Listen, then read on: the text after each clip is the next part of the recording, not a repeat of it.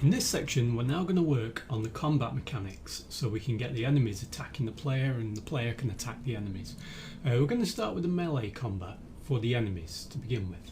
But before we get on to that, I'm just going to show you what kind of small changes I've made after playing through the game. So for the first person controller, I've gone to the NavMesh agent and I've just changed the priority to about 30. The smaller the priority, the more important the object. Now if I go down to the enemies, I'll just choose enemy 1 for example. On the NavMesh agent I've changed the priority to about 70. This means that the enemies more than likely are going to focus more on the player than they are on each other. So if they're all equal, it means there's a greater chance that to avoid an enemy they're going to walk straight through the player. So it just gives them more options. I've also changed the